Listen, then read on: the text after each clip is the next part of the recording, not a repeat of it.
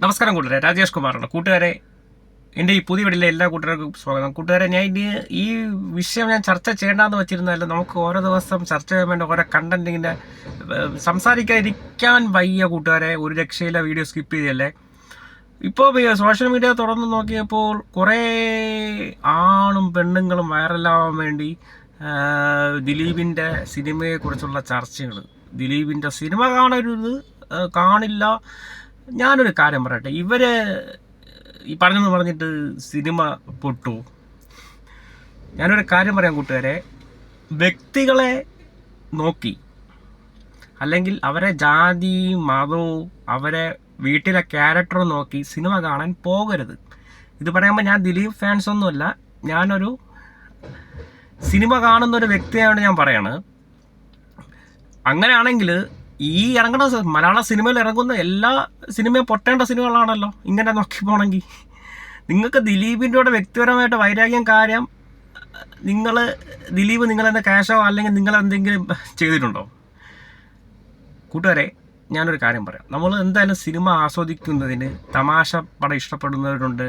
നിങ്ങൾക്ക് ആ സിനിമ കാണുന്നതിലൂടെ നല്ല മെസ്സേജ് നല്ല എൻ്റർടൈൻമെൻറ്റ് കിട്ടുന്നതെന്ന് മാത്രം നോക്കുക.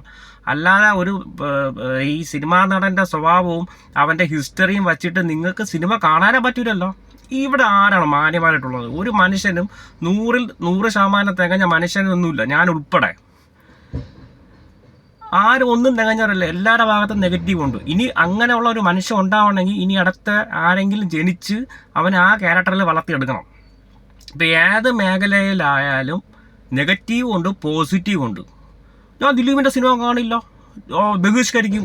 ഇങ്ങനെ ഒരു 5-6 വൈറലാവാൻ വേണ്ടി ആണായാലും പെണ്ണായാലും തുനിഞ്ഞിറങ്ങി നടന്നിട്ടുണ്ട്. നിങ്ങൾക്ക് വൈറലാവണമെങ്കിൽ എത്ര നല്ല നല്ല കാര്യങ്ങൾ ചെയ്യും. പാവങ്ങൾക്ക് അന്നദാനം കൂടെ, അല്ലെങ്കിൽ പാവങ്ങൾക്ക് വീട് വെച്ചുകൂട്, അങ്ങനെ വൈറലാവാൻ നോക്ക്. നിങ്ങളൊന്ന് ഓർക്കുക, ഒരു സിനിമ ഒരു ടീം വർക്കാണ്. അവിടെ ഒരു വ്യക്തിയെ നിങ്ങൾ കേന്ദ്രീകരിച്ചിട്ട് സംസാരിച്ചു കഴിഞ്ഞാൽ ഏകദേശം എനിക്ക് തോന്നുന്നു പ്രൊഡക്ഷൻ ബോയ് ഉൾപ്പെടെ ഡ്രൈവർമാർ ഉൾപ്പെടെ ഒരുപാട് 150 കുടുംബങ്ങൾ ഈ സിനിമ കൊണ്ട് ജീവിക്കുന്ന വ്യക്തികളാണ്. എനിക്കതിനെക്കുറിച്ച് വേറെ ഡീറ്റെയിൽസ് ഒന്നും അറിയില്ല. 150 കുടുംബങ്ങളുടെ അന്നമാണ്. അപ്പം നിങ്ങൾ അഭിപ്രായം പറഞ്ഞ് മറ്റേ വൈറലായി കഴിഞ്ഞിട്ട് നിങ്ങൾക്ക് എന്താണ് നേട്ടം? നിങ്ങളൊരു 5-6 പേരെ സിനിമ കണ്ടില്ല എന്ന് പറഞ്ഞിട്ട് സിനിമ പൊട്ടയൊന്നുമില്ല. സിനിമയുടെ കഥ കൊള്ളാമോ?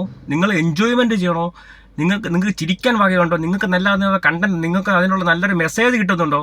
അത് നോക്കി പോയി കാണുക. അപ്പം നിങ്ങളിപ്പോൾ 5-6 പേര് സിനിമ കണ്ടില്ലെന്ന് പറഞ്ഞിട്ട് ഒരു പ്രശ്നം ഉണ്ടാവില്ല. കൂട്ടുകാരെ, ഞാനൊരു ഫാൻസിലും ഇല്ല. ഞാനൊരു ഇന്ത്യൻ പൗരൻ എന്ന നിലയിൽ എൻ്റെ ഒരു അഭിപ്രായം നിങ്ങളുടെ അടുത്ത് ഞാൻ ഷെയർ ചെയ്യുന്നതേ ഉള്ളൂ.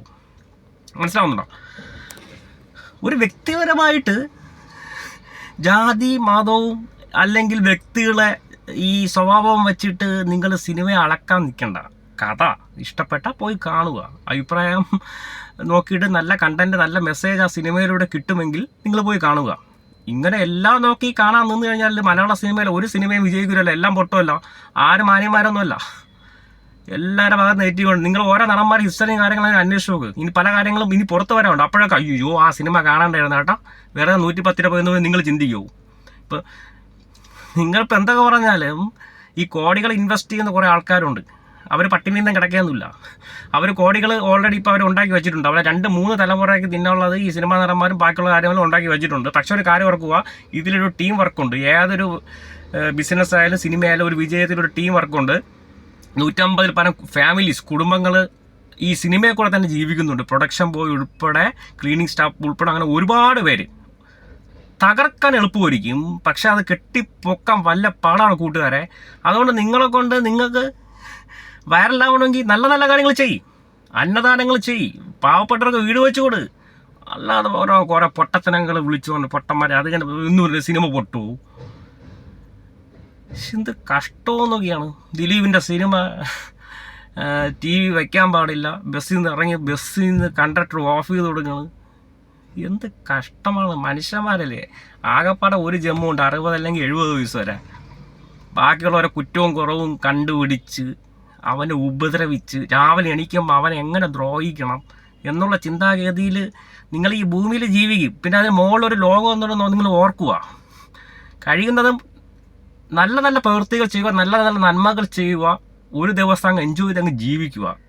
എല്ലാ മനുഷ്യരിലും കുറ്റവും കുറവുമുണ്ട്, ഈ ഞാനുൾപ്പെടെ. ഞാനും വല്ല പോസിറ്റീവ് മനുഷ്യനൊന്നും അല്ല. പിന്നെ കൂട്ടുകാരെ ദിലീപോ പിന്നെ ദിലീപ് ഫാൻസോ കാണുന്നുണ്ടെങ്കിൽ എനിക്കൊരു ടിക്കറ്റ് തരണേ. കണ്ടേ, ചുമ്മാ പറഞ്ഞാണ്. അവരുടെ കൂട്ടുകാരെ ആരെ അളക്കല്ല്. നമ്മൾ പണ്ട് പഴഞ്ചൊല്ലുണ്ട്, ചക്കയായാലും മാങ്ങയായാലും ചൂന്ന് നോക്കിയാലല്ലേ അറിയാൻ പറ്റുള്ളൂ അതിൽ കേടുണ്ടോ ഇല്ലയെന്ന്. അതേപോലെ തന്നെ മനുഷ്യൻ്റെ അവസ്ഥയും. ഈ അഭിപ്രായം പറയണവരൊക്കെ ഹിസ്റ്ററി പോയി അന്വേഷിച്ച് നോക്കിയാണ്. നല്ല ബാക്ക്ഗ്രൗണ്ടാണ്. കുറേ ഇറങ്ങിയിട്ടുണ്ട്. ദിലീപിൻ്റെ സിനിമ കാണില്ല, അങ്ങനെ അളക്കരുത്. നിങ്ങൾക്ക് സിനിമ ഇഷ്ടപ്പെടോ, കണ്ടൻറ് ഉണ്ടോ, മെസ്സേജ് ഉണ്ടോ, അത് നോക്കി പോയി കാണുക. അല്ല നിങ്ങൾ അഭിപ്രായം പറഞ്ഞിട്ട് സിനിമ പൊട്ടാനൊന്നും പോണില്ല. കുറേ ഇറങ്ങിയിട്ടുണ്ട്. സത്യം പറഞ്ഞാൽ എനിക്ക് ഇങ്ങനത്തെ വിഷയങ്ങളിലൊരു താല്പര്യം ഇല്ലാത്തതാണ്. നിങ്ങൾക്ക് പറയാനുള്ളത് ഞാൻ നിങ്ങളിലൂടെ ഞാൻ ത്രൂ സംസാരിക്കണമെന്ന് മാത്രം വിചാരിച്ചാൽ മതി കൂട്ടുകാരെ. ഇതിൽ വേറെ ഒന്നും വിചാരിക്കല്.